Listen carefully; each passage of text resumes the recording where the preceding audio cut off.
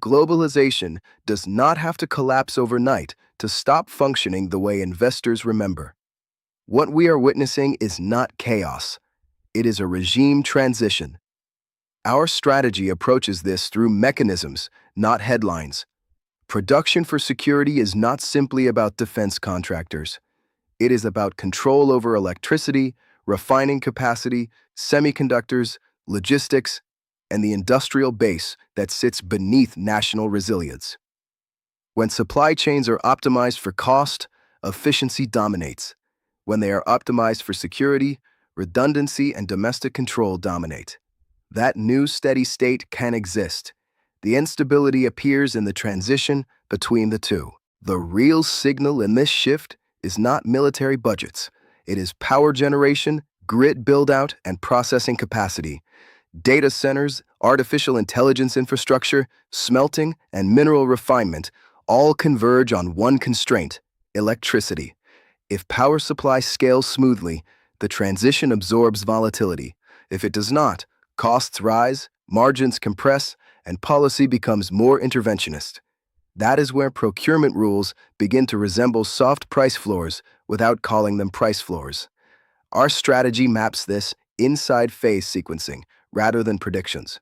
In late phase 1, markets can remain resilient even while internal stress builds. Themes like production for security can perform in bursts because capital chases the narrative. But phase 2 is where dispersion increases and leadership rotates. A theme can be directionally correct and still experience sharp drawdowns if liquidity tightens or credit spreads widen. That is not contradiction. Right now, we assign roughly a 60% probability that we remain in late phase 1 through June 2026, with rising phase 2 pressure underneath the surface.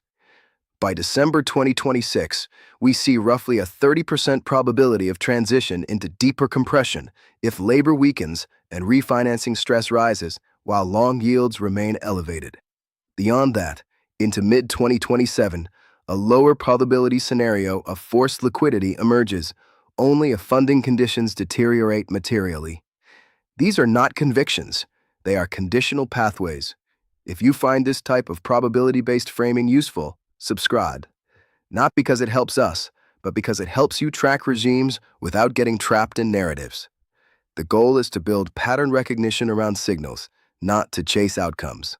What would confirm the pressure building? Persistent sensitivity in electricity pricing, more state-level resistance to grid expansion, widening credit dispersion beneath stable index levels, procurement rules that explicitly favor domestic content. What would invalidate it?